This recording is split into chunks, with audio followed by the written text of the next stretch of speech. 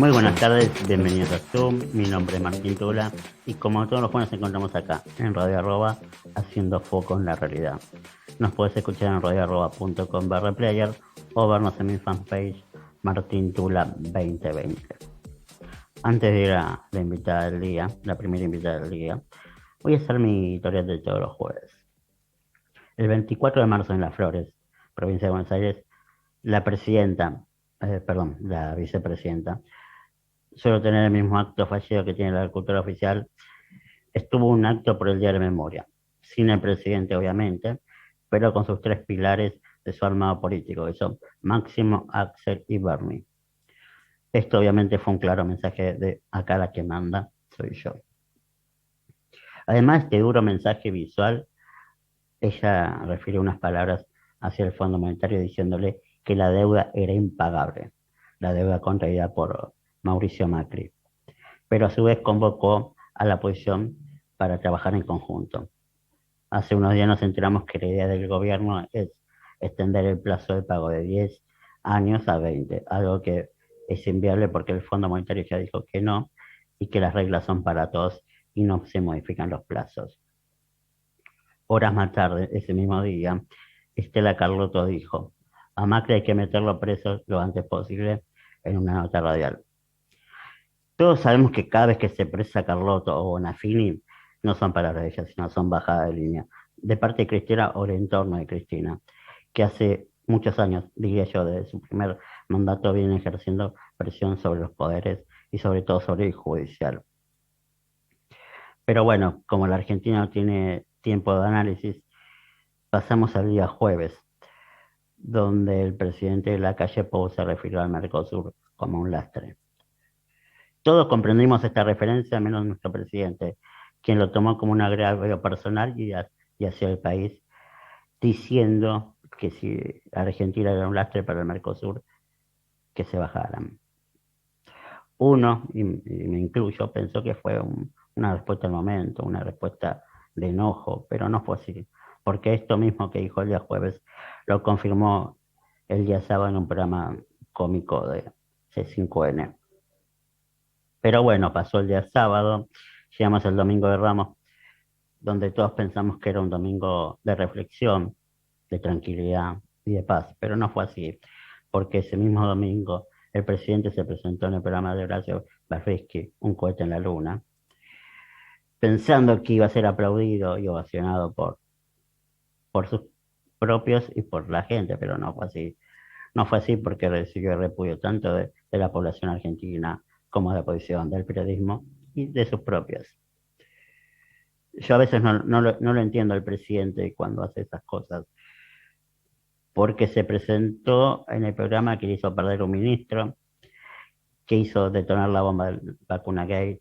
La verdad, no lo entiendo.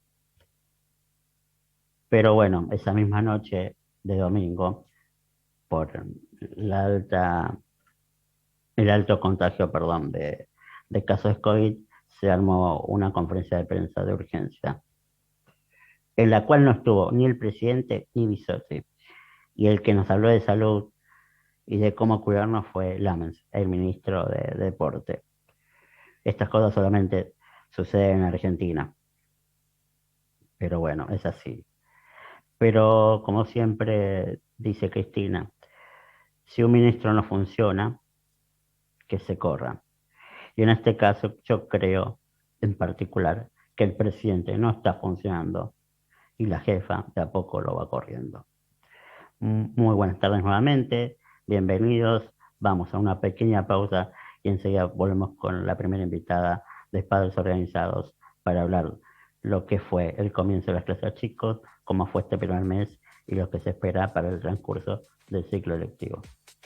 Vamos a una pausa.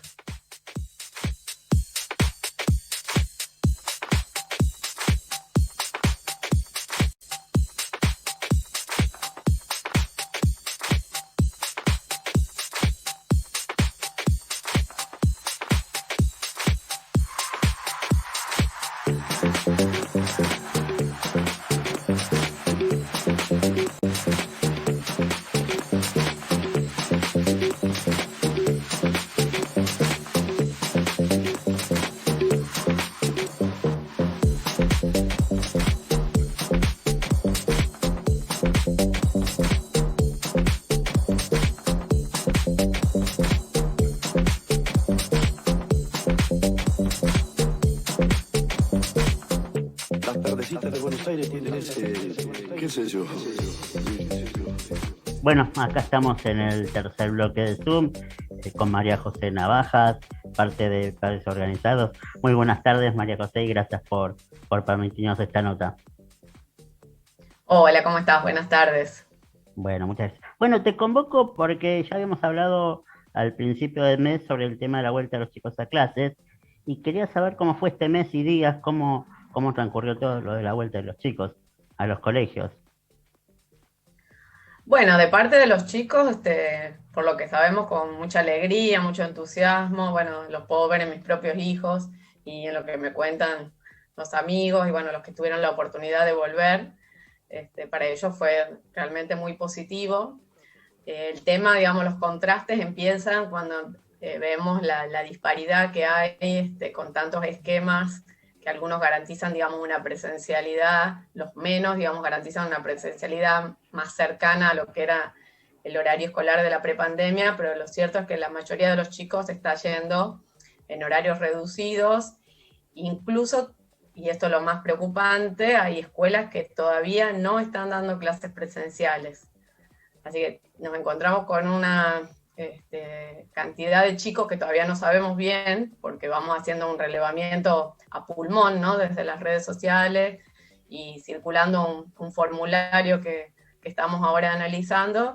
Y bueno, nos encontramos que hay lamentablemente muchas escuelas que todavía no abrieron, no están dando clases virtuales o una cosa muy fragmentaria, así que bueno, todavía estamos con un escenario complicado, digamos. ¿Y algunos de los motivos por qué no se apertura de algún colegio o de algunos? ¿Se sabe por qué hay algún tipo de explicación del establecimiento? Mira, lo poco que dicen es que no están las condiciones, digamos, la infraestructura, alegan que hay problemas que no se resolvieron. Lo cierto es que hay casos que sí podemos decir que el edificio, digamos, no está en condiciones, o está en muy malas condiciones, que ya venía desde antes y que no se hicieron las reparaciones, pero también hay casos que, por ejemplo, y esto te lo digo, o sea, es anecdótico, pero no deja de ser sintomático, pierde el inodoro del baño, o sea, hay agua abajo, ¿no? Porque está perdiendo la mochila o lo que sea, y no hay clases. O sea, Sí.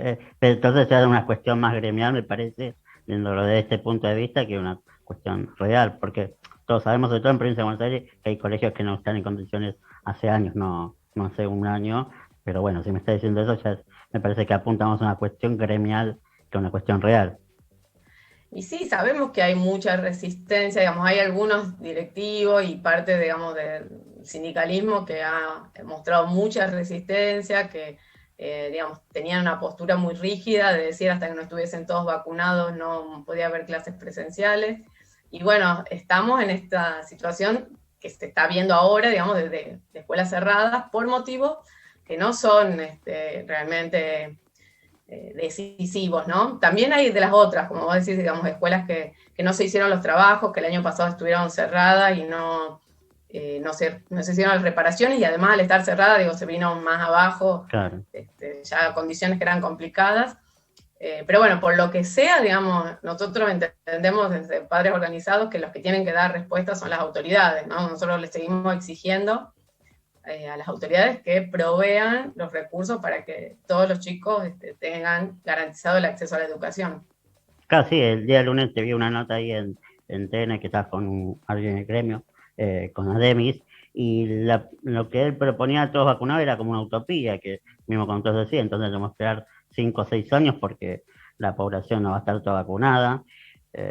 Por eso te digo que es más, por eso también la convocatoria, porque el día lunes nos sentamos, fallece un profesor y bueno, como quisieran replantear de vuelta el cierre de clases, cuando está comprobado que esto no genera el contagio masivo que está habiendo. Lo mismo creo que lo dijo el día martes el ministro Torta.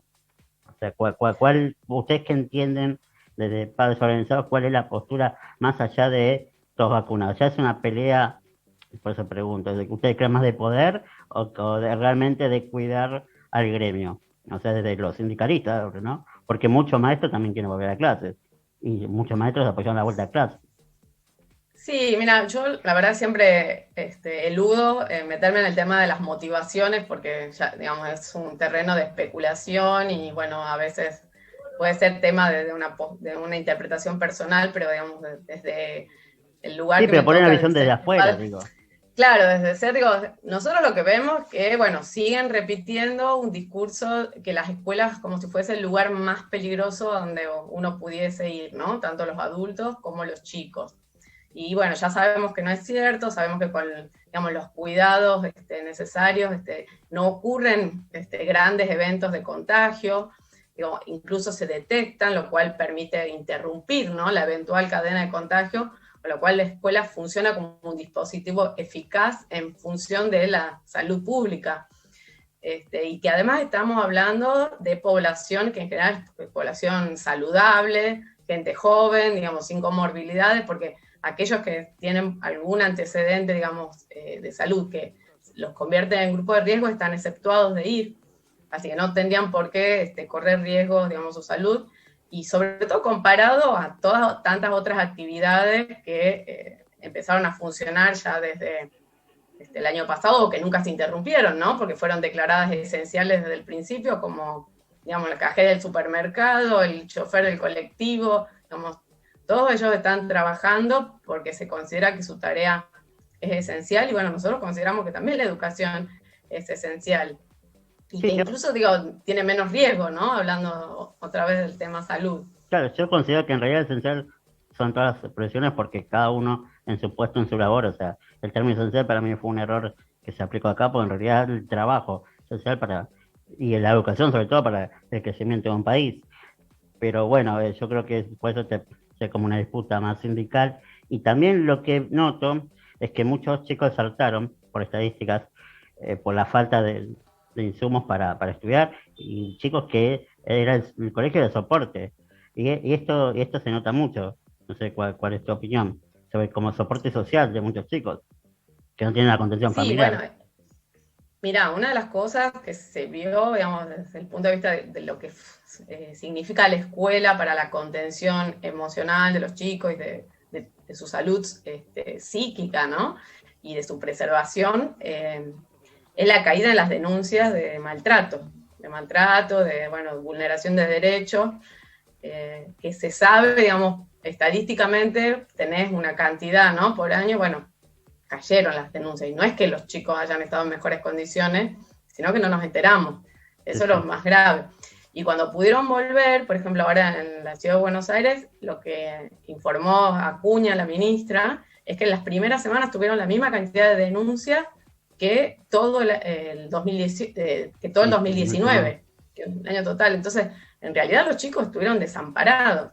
Digo, y más allá que no sea la regla general, digamos, los maltratos, digamos, la violencia familiar, digamos, hay una porción de chicos que quedó totalmente desamparado y no estamos atendiendo a su salud. O sea, nosotros, digamos, hemos adoptado una visión de la salud muy mezquina, muy chiquita, que apunta solamente al riesgo de contagio del COVID. Pero todo lo otro lo dejamos de lado. O sea, los chicos perdieron, digamos, los controles médicos, los esquemas de vacunación, hay cuadros depresivos, de ansiedad, hay muchísimas situaciones que afectaron realmente a la salud de los niños y adolescentes que quedó tapado y lo estamos viendo ahora y se va a seguir viendo en los próximos años.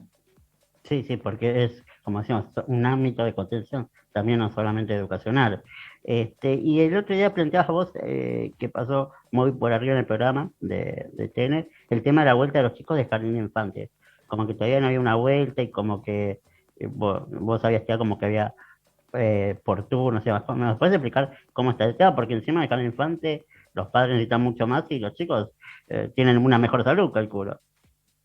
Bueno, el tema es que en muchas provincias se adoptó el sistema bimodal, ¿no? Mm. O alternado, para todos los niveles, inicial, primaria y secundaria. Con lo cual, ya de entrada, los chicos no van todos los días.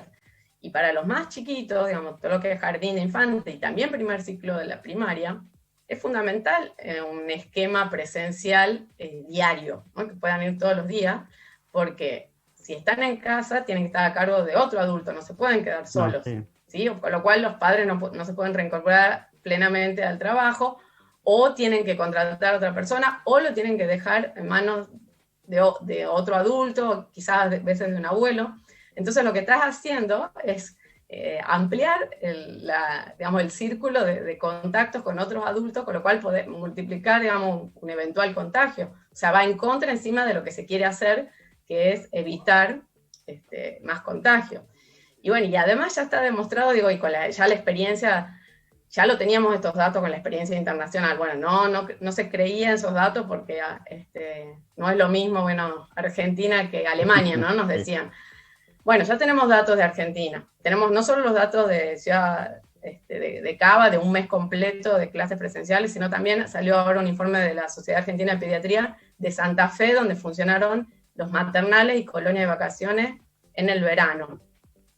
Maternales cerrados, no al aire libre, porque después te dicen que al aire libre, no, bueno. Todos esos informes lo que ratifican es que los más chiquitos prácticamente no se contagian, y si se llegan a contagiar son cuadros leves y no son super contagiadores. Entonces, si hay un grupo etario indiscutible que tiene que tener presencialidad 100%, es jardín y primer ciclo de primaria. Sí, aparte del tema de jardín y maternales, muchas veces son privados, encima le estás cortando la posibilidad a esos privados que, por ejemplo, en Rosario creo que crearon un 45% de los maternales, porque no tienen sustento. Exactamente. Sí, hubo en varias provincias, digamos, hay algún número, ¿no? Fragmentario como siempre todo, pero sí, de cierre definitivo, porque no se pudieron sostener, por supuesto, ya el año pasado. Y esto te digo, por ejemplo, en ciudades como La Plata, que me cuentan el grupo de padres organizados de La Plata es una ciudad que generalmente está integrada por familias jóvenes que fueron a estudiar ahí, se quedan a vivir ahí, con lo cual no tienen el soporte familiar más ampliado para cuidar a los chicos. Entonces, dependen sí o sí del funcionamiento de jardines y maternales. Es una tragedia, digamos, que no tengas esos espacios, digamos. No solo porque se pierden fuentes de trabajo, que además generalmente son de mujeres, ¿no? Porque las que trabajan, las maestras, digamos, de nivel inicial, son mujeres, sino que a su vez las otras mujeres que trabajan no pueden reincorporarse al trabajo porque no tienen con quién dejar a sus chicos en buenas condiciones, ¿no? En un lugar que se los cuide, que se los eduque, porque no es solamente una guardería en el sentido tradicional, sino un espacio realmente de aprendizaje para los chicos. ¿Crees que vamos a continuar con el ciclo lectivo o crees que va a haber un parate? Digo, más que no tanto puede llegar a haber por el tema de COVID, pero digo, un parate de presión externa, digo. ¿Crees que se puede llegar a eso? O sea, con lo que dijo Trota el día martes y lo que dijo Acuña, y bueno, lo que dicen varios, da cierta seguridad de que esto va a continuar y los chicos se van a ir sumando a las clases. Bueno, por un lado, me alegra, celebramos, digamos, que las principales referentes de educación salgan con un mensaje tan claro.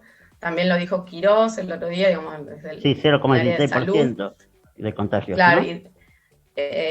Claro, exactamente, pero digamos, reforzando que en el caso eventual que hubiese que cerrar, sería lo último y sería por un tiempo acotado, ¿no? O sea, invirtiendo el orden de prioridades que se dio el año pasado. Pero bueno, por un lado nos dicen eso y está muy bien y apoyamos y somos, por supuesto, principales sostenedores de eso, pero al mismo tiempo estamos viendo, lo que te decía al principio, que hay muchas escuelas que todavía no abrieron. Entonces, la promesa de la presencialidad como eje ordenador o como priorizar, digamos, las clases presenciales se está dando, pero de una manera muy discontinua, muy fragmentaria y, digamos, afectando negativamente a los chicos más vulnerables, ¿no? Porque generalmente son esas escuelas de los sectores más vulnerables que todavía no abrieron o que abren una vez por semana, tienen clases los chicos una vez por semana, lo cual es prácticamente nada. Y el caso del cierre sería la propuesta que escuché por ahí, sería por semana. No extendido a ver qué pasa, sino poner fecha de cierre y fecha de apertura, en caso de que haya que cerrar. Sí, claro, digamos, los cierres tendrían que ser acotados y si quisiéramos parecernos a los países que priorizan la educación, también tendría que haber un servicio de guardia para aquellos que son hijos de trabajadores esenciales y de los sectores más vulnerables también. Eso es lo que se hizo en Inglaterra, lo que se hizo en Alemania cuando se cerraron en la segunda ola, fue un cierre acotado y con esta posibilidad para que estos chicos que no, digamos, necesitan más de la escuela que nadie, pudieran seguir yendo, ¿no? Sí, no, tal vez Uruguay cerró y vuelve a abrir el día lunes, aún con un pico medianamente alto de contagio. Ya confirmó el presidente que el día lunes se vuelven a las clases. Sí, creo que lo postergó una semana más. ¿Otra vez lo días postergó? más. Lo postergó hasta el viernes. Sí, justo lo vi hoy. Sí, de todas maneras, hay que tener en cuenta que Uruguay el año pasado tuvo más de la mitad del año con clases presenciales, o sea que tienen como esa posibilidad de extenderse un poquito más en el cierre porque vienen de un año digo, que fue... a la importancia de crear la educación, ¿no? A eso iba, como que priorizan algo que es a futuro, no es momentáneo, no es un año, sino cuando uno apunta a educar a los chicos, apuntar al futuro del país y de ellos mismos, obviamente. No, sí, eso clarísimo, digámoslo. O sea, además planificaron de una manera mucho más prolija que nosotros y bueno, y están dando fechas certeras de reapertura. Así que bueno, sí, eso es notable la diferencia. Y la última, ya que nombraste Inglaterra, ¿por qué acá no sé, nadie lo propuso? Viste que en Inglaterra los chicos hacen 2 PCRs por semana. ¿Por qué acá no se propuso eso? Se lo hacen en su casa, creo que es el de Saliva, si no me equivoco, para tener un control más estricto, que fue una cuestión de gastos, porque sería algo útil. Mira, lo que yo vi de Inglaterra es que era al inicio, digamos, ahora cuando volvían el ciclo lectivo, y que era voluntario. Ellos, digamos, viste que son muy respetuosos. Pero el Estado te los brinda. Acá no hubo sí, claro. No hubo un interés del Estado de decir, bueno, chicos, le brindamos. No pasó, ¿no? No, está en Cava, por lo menos, no sé de otros distritos, está el testeo para los docentes, pero también es voluntario, y no lo están usando tanto como podrían. Por lo que dijo Quirós, les sobran los turnos, porque tienen como 1000 turnos por día, y no están yendo todos los docentes, pero está enfocado solamente para los docentes, sí. Igual yo no sé qué tan precisos son algunos test cuando son asintomáticos, ¿no? Así que habría que también mirar eso, que no sea solamente un gasto de recursos para algo que... Sí, yo digo más que nada, ¿no? Para darle más continuidad y más beneficios a los chicos y a los maestros, para que, bueno, todo esto continúe. Bueno, María José, te agradezco por tu tiempo y seguramente en algún tiempo espero que sea para que sigamos hablando de cómo sigue todo y no de hablar de un parate. Esperemos que los chicos de este año puedan terminar su ciclo lectivo. Ojalá sea así. Muchas gracias otra vez. Y buen fin de semana. Hasta luego. Igualmente.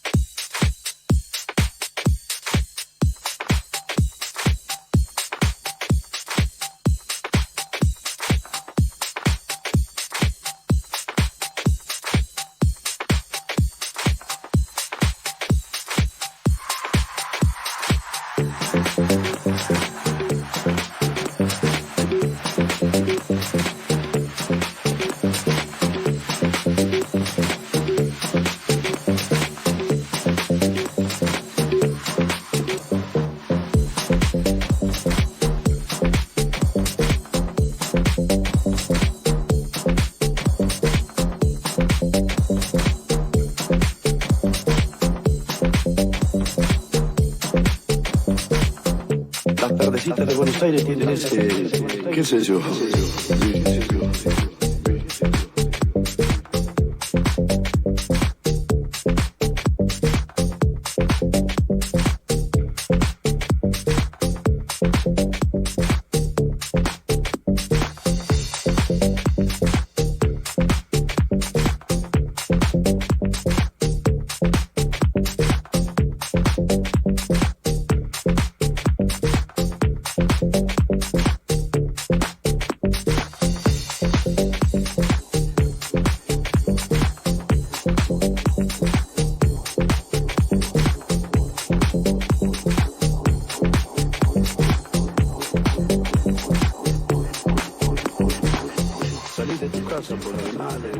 Estamos acá nuevamente en Zoom, ahora sí, en el tercer bloque, no sé por qué recién dije tercer bloque cuando era el segundo, pero bueno, cosas que pasan y más en un feriado.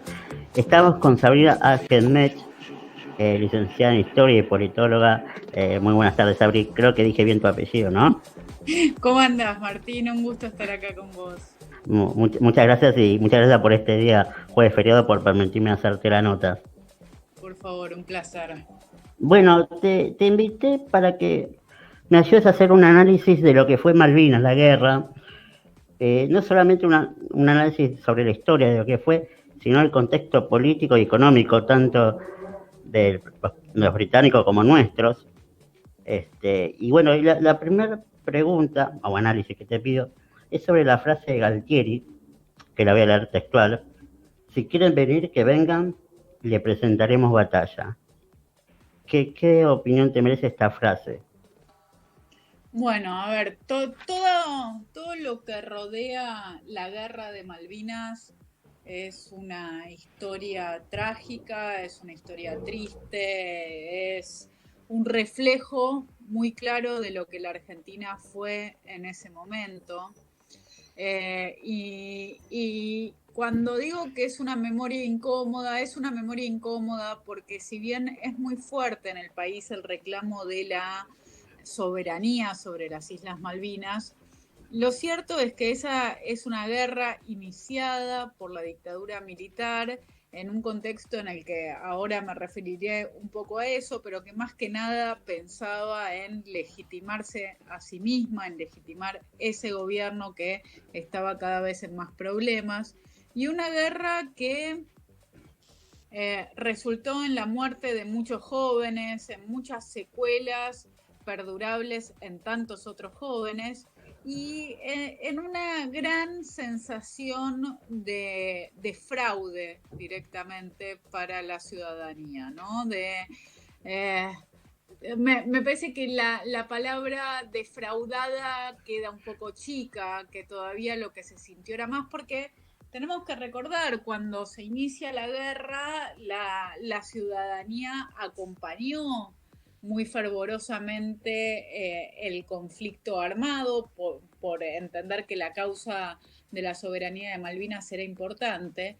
Y la frase que vos leías recién, la triste frase de Galtieri, lo que muestra es cómo teníamos un presidente militar dispuesto a todo, sin capacidades de entrar en razón, porque la decisión de la Argentina de combatir frente a los ingleses viene después de una conversación con el presidente de los Estados Unidos, que intentó que el conflicto no llegara a mayores, que intentó mediar y que también expresó muy claramente que si Inglaterra, que si Gran Bretaña entraba en una guerra, sus aliados naturales eran los ingleses, ¿no? Entonces, en ese momento realmente fue una especulación del gobierno argentino, que consideró que tal vez esto iba a ser algo sencillo. Cuando digo esto me refiero a que la Argentina iba a invadir y que no iba a haber demasiada resistencia y que entonces las Malvinas volverían a ser argentinas, pero fue una falta de inteligencia también el no medir qué es lo que estaba pasando en Inglaterra en ese momento, qué es lo que estaba pasando en el gobierno de Margaret Thatcher, cómo le podía venir a la primer ministro de Gran Bretaña entrar en un conflicto armado y unir tras una sola causa a un país que en aquella instancia estaba muy dividido también, Gran Bretaña, ¿no? Entonces fue un momento en el que el gobierno argentino usó a la guerra para legitimarse y el gobierno inglés, la primera ministra inglesa, también usó a la guerra para fortalecerse en una coyuntura en la que estaba dando malas noticias todos los días. Y acá te interrumpo y me surge esta pregunta: ¿por qué la sociedad argentina, en gran parte, por no decir su mayoría, acompañó este conflicto, a sabiendas de que era un conflicto perdido desde el vamos y todo lo que estaba sucediendo en esa época con ese gobierno militar? Bueno, yo no sé si se tenía tan claro que era un conflicto perdido desde el vamos, ¿no? Me parece que muchas personas desde hacía décadas que tenían muy fuerte esta reivindicación de la soberanía de las Malvinas y que eso jugó un papel muy fuerte.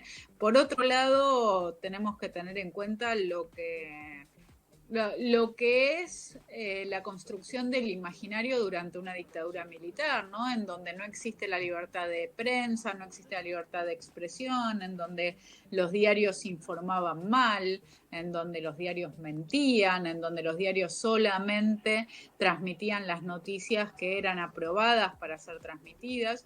Entonces, en ese sentido, me parece que la ciudadanía acompañó, en principio, engañada e ilusionada por algo que obviamente toda guerra tiene consecuencias negativas, pero que bueno, que parecía una causa justa.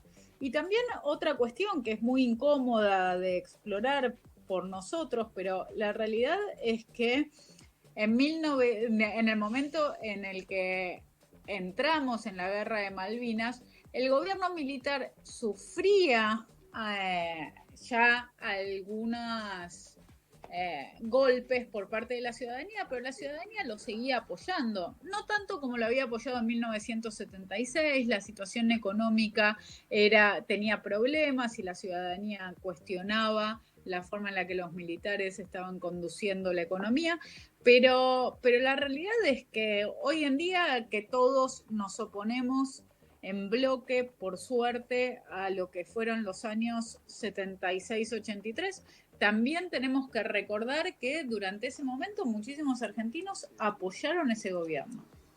Claro, sí, por eso te decía, como que vos lo planteaste como una desilusión, pero desde una visión, obviamente, con el diario del lunes uno puede hacer un tipo de análisis, pero como que el argentino en ese momento se olvidó de la dictadura para acompañar lo de Malvinas, obviamente, como vos decís, el apoyo de los medios, como la famosa etapa de revista Gente, estamos ganando la guerra. ¿Por qué los medios se dejan influenciar tanto?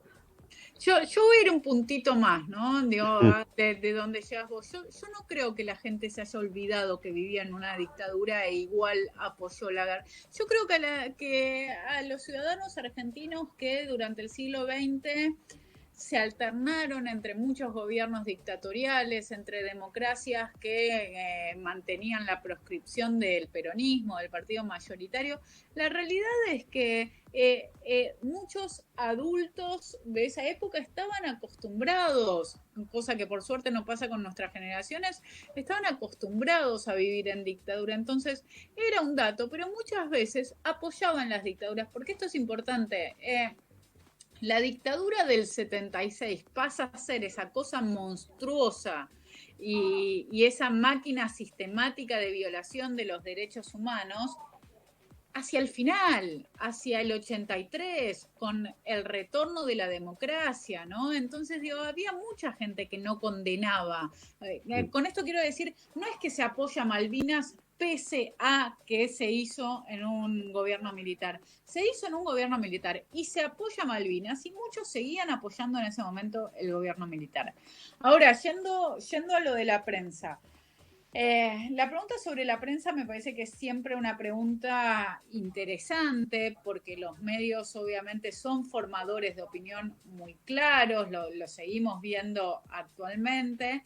La cotidianidad nos da muchos hechos para pensar cómo actúan los medios, pero sí me gustaría diferenciar lo que ocurría durante el gobierno militar, básicamente porque si bien hoy los medios son formadores de opinión y tienen líneas y sufren muchas veces presiones y tantas otras veces presionan ellos, lo cierto es que esto es muy diferente a lo que ocurría durante la última dictadura, en donde la censura estaba a flor de piel, en donde los diferentes medios eran visitados de forma permanente por las autoridades nacionales para presionarlos, para cuestionar un titular, para cuestionar determinada firma. Entonces, ¿por qué los medios publicaban lo que publicaron? En algunos casos porque creerían en eso y en otros casos porque estábamos viviendo en un país en donde la libertad de expresión no existía.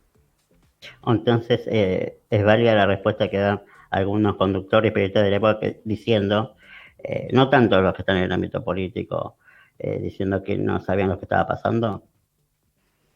Me parece que, a ver, el periodismo es un poco más complicado, ¿no? Porque el periodismo suele ser un sector sobreinformado justamente por su ocupación.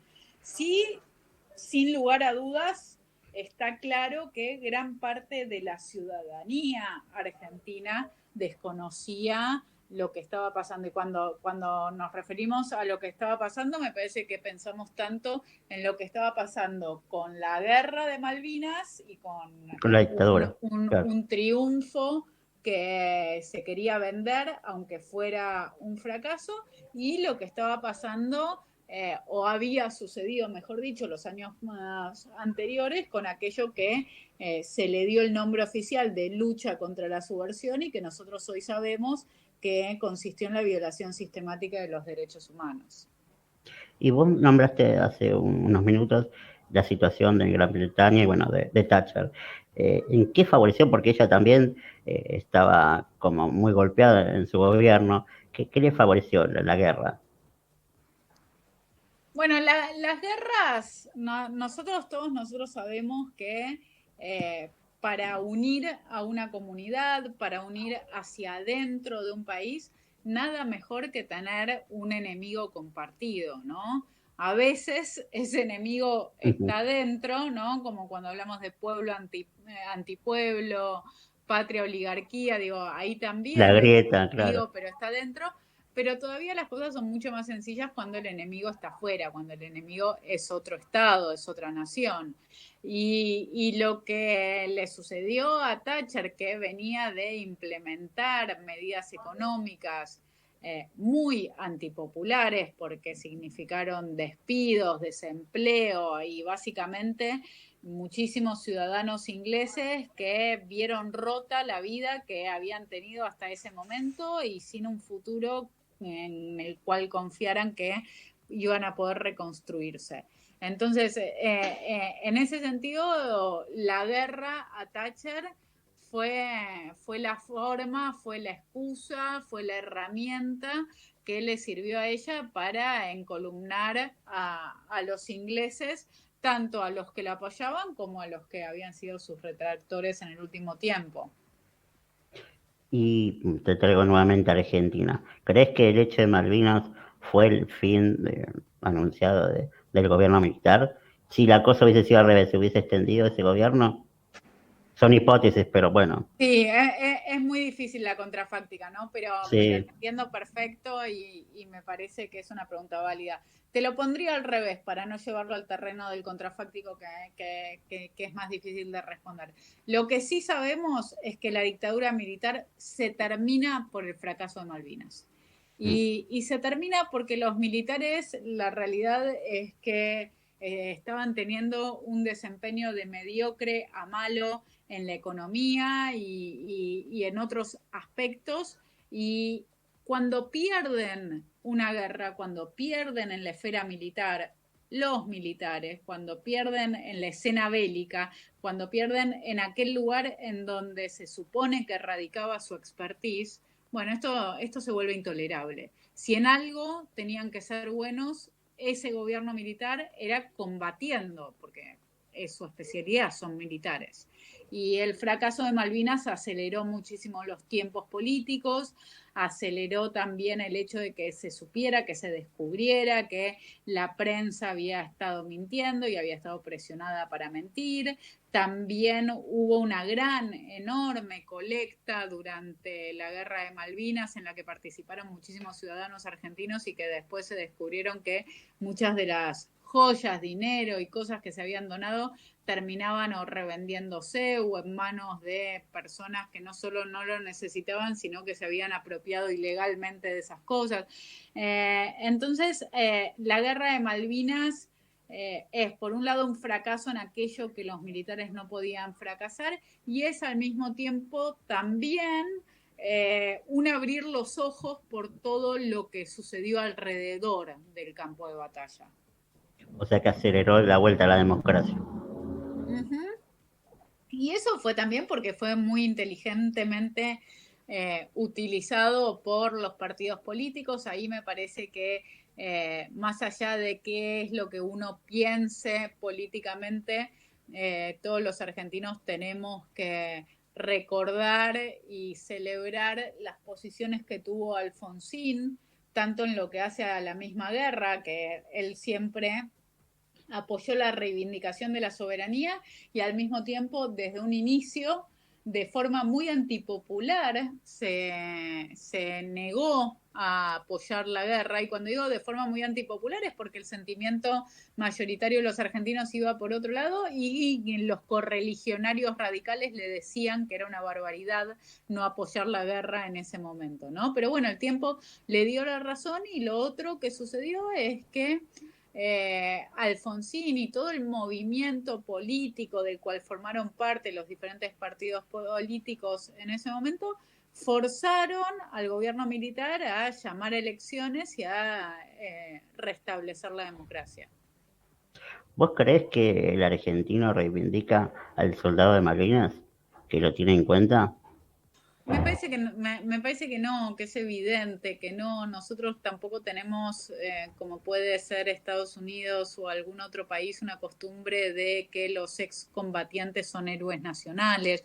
Nosotros, por un lado, no tenemos tantos excombatientes porque la Argentina ha tenido la suerte de participar en pocas guerras, eso es muy bueno, pero al mismo tiempo no tenemos esa costumbre de celebrar, agradecer a quienes estuvieron dispuestos a dar la vida, y en muchos casos a quienes terminaron dando la vida por defensa del país. En el caso de los excombatientes de Malvinas, además de no tener ese agradecimiento general en la ciudadanía, fueron muy abandonados por el Estado. Fueron abandonados en lo que tiene que ver con las diferentes situaciones, traumas y experiencias que tuvieron después de volver del enfrentamiento armado. Fueron abandonados en relación a que muchos de ellos no pudieron seguir con la vida que tenían planeados, porque las secuelas de la guerra son fundamentales. Entonces, a aquellas personas que volvieron y que no pudieron retomar su vida en el punto en el que la dejaron, el Estado los dejó muy solos. Sí, no tengo acá el dato preciso, pero hubo más de 1000 suicidios después, posguerra, de soldados. Y para ir cerrando, ¿crees que ya no hay vuelta a esa época donde cada vez que había un problema social, económico, el argentino recurría, como vos decís, a los militares? ¿Crees que esa época no va a llegar más?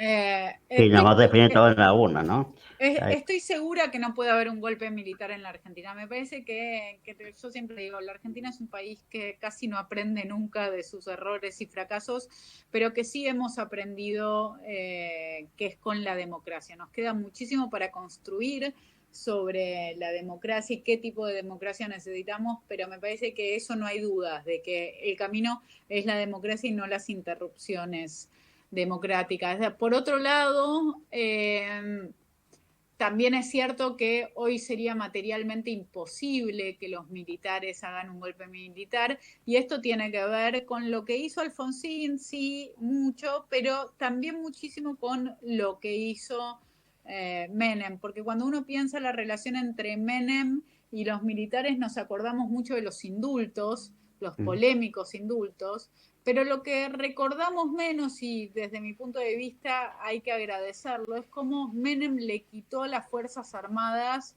presupuesto y poder, cómo las terminó desarmando. Y las Fuerzas Armadas que tiene hoy la Argentina son unas fuerzas absolutamente democráticas. Entonces me parece que ahí hay aprendizaje por parte de la ciudadanía y también las decisiones correctas por parte de los gobernantes para desarmar a esa corporación que durante el siglo XX había tenido participaciones tan negras en nuestra historia. Te agradezco mucho por tu tiempo, Sabrina, sobre todo este jueves feriado, y bueno, estamos a la hora en próximas entrevistas. Gracias a ustedes. Muy buenas tardes y buen fin de semana. Igualmente. Vamos a una pausa y enseguida volvemos.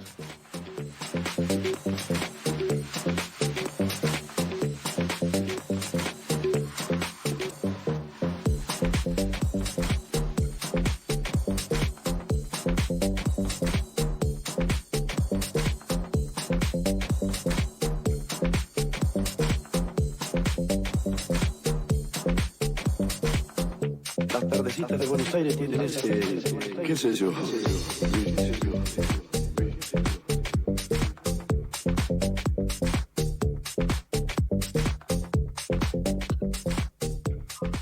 Bueno, último bloque, me despido como siempre, gracias a todos por estar presentes, que tengan unas buenas Pascuas, un buen fin de semana largo, si salen se cuidan como digo siempre.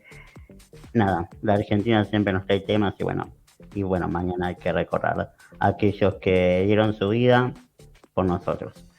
Fuerte abrazo, lo dejo con la programación de Radio Arroba y que tengan una buena semana. Nos vemos el jueves que viene.